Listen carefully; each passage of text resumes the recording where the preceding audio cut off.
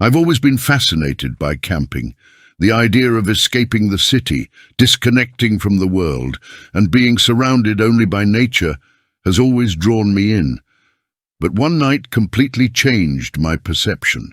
That night, it was supposed to be just another ordinary weekend in the forest, just me and my friends, telling stories around the campfire. But everything changed when I realized we weren't alone. What we encountered in those woods haunts me to this day. Something was watching us, something that was never meant to be seen. If you're thinking about going camping, be careful. Some stories aren't just legends. We set up camp near a clearing where the lake reflected the moonlight. There was something comforting about the vastness of the forest, but also a strange sensation, as if we were being watched. I tried to ignore it, blaming it on my imagination. At night, we sat around the fire, telling stories and laughing, until a sound interrupted our conversation, twigs snapping, first far away, then closer. We all fell silent, listening. "It's probably an animal," someone said, but no one seemed convinced. When I went to sleep in the tent, I still felt uneasy. The wind whispered through the trees, but there was something else, a muffled noise, like heavy footsteps moving through the underbrush. I held my breath. Was someone out there? I closed my eyes, forcing myself to sleep. But in the middle of the night, I woke up to a strange sound coming from the forest. A dragging whisper, almost human. My heart pounded. It wasn't an animal.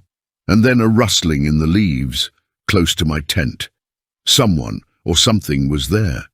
The silence was absolute, broken only by the muffled crunch of leaves underfoot. I was frozen, listening as it came closer. I held my breath, hoping it was just an animal. But then, a long scratch ran along the side of my tent. My body went rigid. I could hear a faint whisper outside, something that almost sounded like words but was distorted, carried by the wind. Gathering my courage, with trembling hands, I unzipped the tent just enough to peek out. The moonlight illuminated the twisted trees, but in the middle of them, something made me stop breathing. A tall figure, motionless, leaning against a tree trunk. I couldn't make out its face, but its eyes glowed a pale, lifeless hue. The strangest part? It seemed to be staring directly at me. I scrambled backward, pressing my hand over my mouth to stifle a scream. I stayed like that for what felt like hours, until one of my friends coughed in another tent. In the blink of an eye, the figure was gone. In the morning, we went to investigate. Near our fire pit, we found massive footprints, as if someone barefoot had walked through the campsite, but what truly made us go pale was what we found carved into a nearby tree. A strange symbol, a twisted spiral. The discovery of that eerie symbol put us on edge. We tried to laugh it off, saying it was just a coincidence, maybe something left behind by past campers or a prank from someone in town.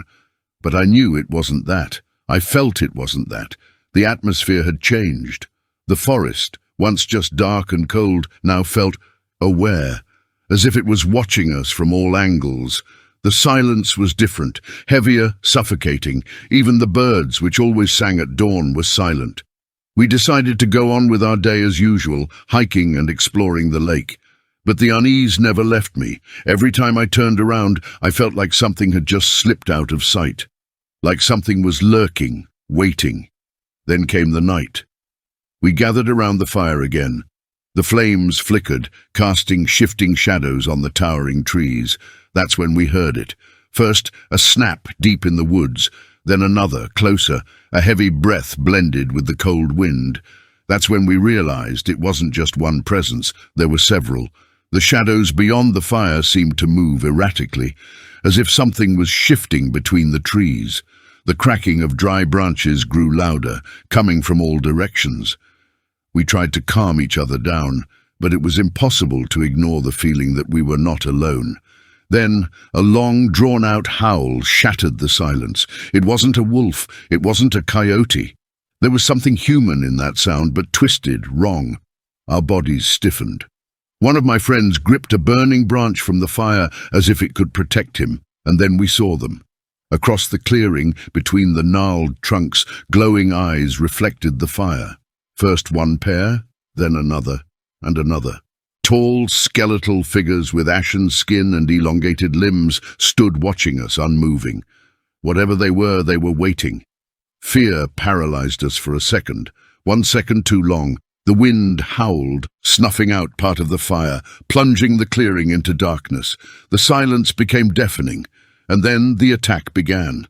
The first strike came from the left. Something lunged at us so fast we barely had time to react. A scream ripped through the night as one of our friends was yanked backward, disappearing into the forest's darkness. The sound of something heavy dragging away was the last thing we heard before silence consumed us again. We ran. We ran like we had never run before. The cold air burned our faces, branches whipped against our arms, but nothing mattered. Behind us, the noises continued. Hurried footsteps, crunching leaves, and that awful sound. A mixture of cracking bones and ragged breathing. The flashlight in my hand shook as much as my grip. The beam of light danced along the trail, revealing elongated, distorted shadows. Then, a stumble. My heart nearly stopped as I hit the ground. My knee burned, but there was no time for pain. I looked back and saw them. The eyes, the claws, the gaping mouth filled with jagged, darkened teeth, as if they had never seen daylight. Someone grabbed my arm, yanking me up. We had no choice. Run or die. The clearing emerged ahead, a last chance at survival. We sprinted without looking back, our lungs burning, our muscles failing. The first rays of sunlight began to break over the horizon, painting the mist in a pale gold hue. And it was there, at the threshold between darkness and light, that the noises behind us stopped. We turned, gasping for breath. The trail was empty. No creatures, no signs of what had been chasing us, only the cold wind rustling through the trees. It was as if everything had been swallowed back into the forest. But we knew the truth. It wasn't imagination, it wasn't paranoia. Someone or something had watched us that night. When we finally made it back to camp, chaos awaited us. Our belongings were scattered, as if something had rifled through them. But the worst part, our friend who had been taken was there, sitting by the dead fire, staring into the cold ashes. His face was pale, his eyes sunken and empty. He didn't say a word. He never spoke again, and to this day, if you listen closely in the forest, the Watcher is still there, waiting.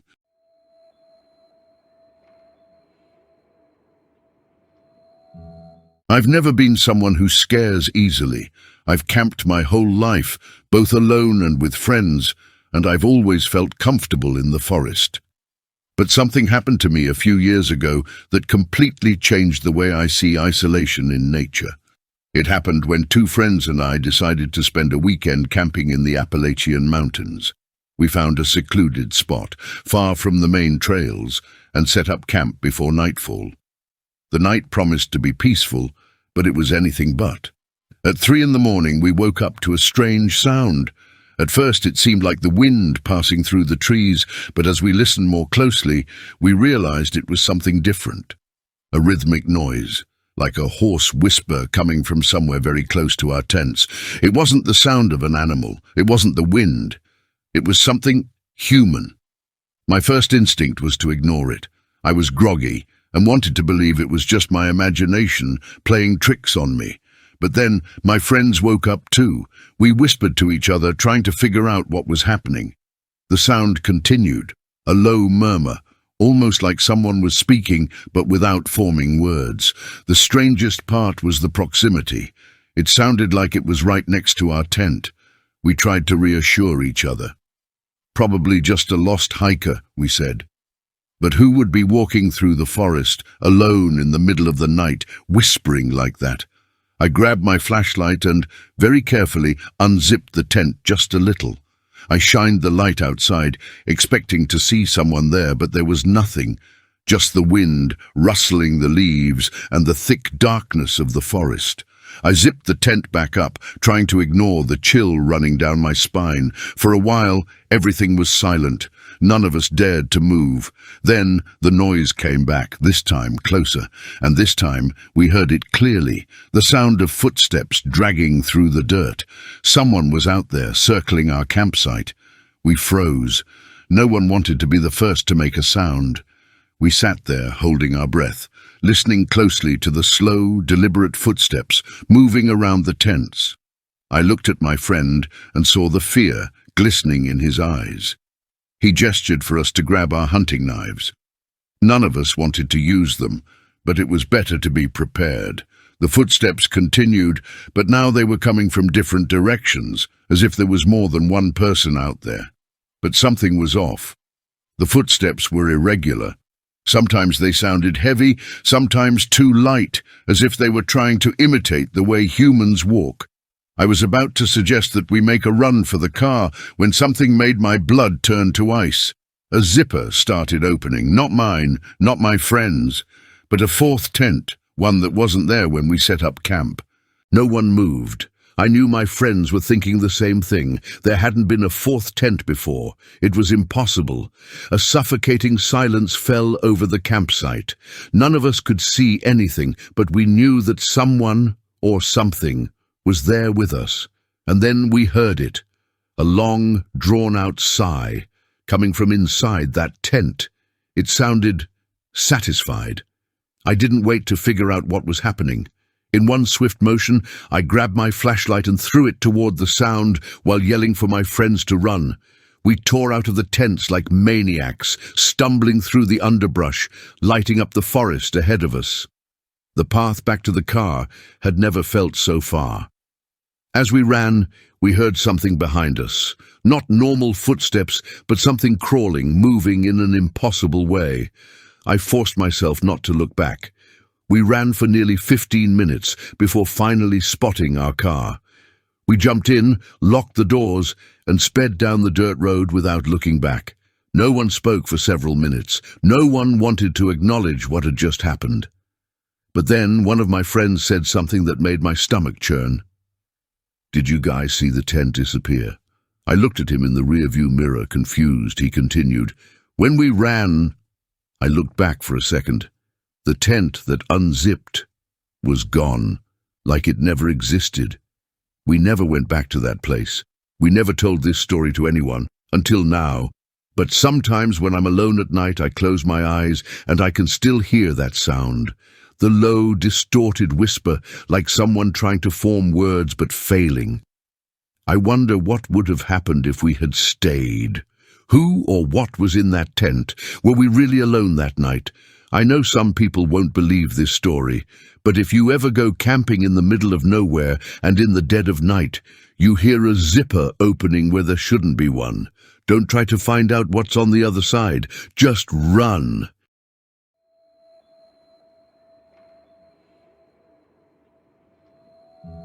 I served as a detective in the Minnesota Police for over 30 years. Throughout my career, I saw things that would rob anyone of sleep. Decomposing bodies, unsolved crimes, shattered families. But there is one case that still haunts me. One I was never able to solve. A story that has become legend among the officers in the region. It happened 20 years ago near Lake Vermilion. A group of 4 young people went camping for a summer weekend. They chose a secluded area, far from the main trails, where they could drink and tell scary stories without being disturbed. But what they found was more terrifying than any story. They stumbled upon an old cabin hidden among the trees, and inside it, they found something no one should ever see. What started as innocent curiosity turned into a nightmare that still follows me to this day. The young campers, Ethan, Mike, Sarah, and Jennifer, said they found the cabin by accident while exploring the area. There were no trails leading to it, but the structure looked intact. The door was unlocked. They went inside. Inside, time seemed to have stopped. The floor was covered in dust, old furniture, plates still set on the table, as if someone had left in a hurry and never returned. But what caught their attention were the belongings scattered throughout the place. Open suitcases, neatly folded clothes, women's shoes beside the bed. There were photo albums, but the pictures were wrong. Ethan told us he picked up one of the albums and started flipping through it. At first, they were normal pictures, people smiling, posing by the lake. But then the photos changed. The expressions turned tense, eyes locked on the camera as if someone had forced them to pose. Some were blurry, but you could see the fear in their eyes. It was Jennifer who saw it first. One of the photos showed a group sitting around a campfire, people who were never supposed to be there, and in the middle of them was a face that made no sense. It was Mike. Same smile, same clothes he was wearing that day. But the picture looked like it had been taken decades earlier. Panic took over the group. They dropped everything and ran back to their campsite. But night was falling, and the feeling of being watched grew stronger with every step. The silence in the forest was absolute. No birds, no rustling animals, just the wind and something else. Footsteps? Ethan swore he heard someone following them. Mike tried to laugh it off, saying they were being paranoid, but no one could forget that photo. How could he be there? How could someone who looked exactly like him be in a picture from decades ago? They stayed up all night, listening to strange sounds. Oars cutting through the water in the lake, even though there were no boats, scratches on the trees near their tents, as if someone had marked a path to them. But the worst part was when Sarah woke up in the middle of the night. Outside, near the extinguished fire, were footprints, footprints that came from the cabin, and stopped right next to her tent. The next morning, terrified, they packed up in a rush and headed back to town. They went straight to the police station, still trying to make sense of what they had seen. I was the detective in charge at the time. When they told me the story, I admit I laughed. We've heard plenty of reports about drunk kids finding haunted houses in the woods. But when I saw the photo, my expression changed. This was no joke. The picture was real. And the strangest thing, the cabin didn't exist in any official records. There was no documented structure in that area. But I knew that story well. Decades earlier, a man named Richard Calloway used a hidden cabin in the woods. He lured travelers to the place, held them captive, and played with them. When he got bored, they disappeared. We never found all the bodies. Calloway was never caught. He vanished without a trace, and over time, the case was forgotten. But then, something chilled me to the bone. I went through the old case files, searching through the victims' belongings. I found a photo, a picture taken from the same angle as the one the young campers had brought in, and in the background, barely visible, a figure stood in the shadows of the trees. I looked at Ethan and his friends. I asked if anyone else had been with them the day before. Number, just the four of us. I turned the photo toward them. The blood drained from their faces. Behind them, in the picture they had taken the day before, was a dark silhouette, standing, watching. The young campers never went back to that forest. And me? I spent years obsessed with this story. I returned to the location with a team, but we found nothing. The cabin was gone, as if it had never existed. But I know what I saw. I know what they saw. And sometimes when I'm alone, I close my eyes and remember that picture. I remember the silhouette among the trees, and I wonder, Calloway was never caught.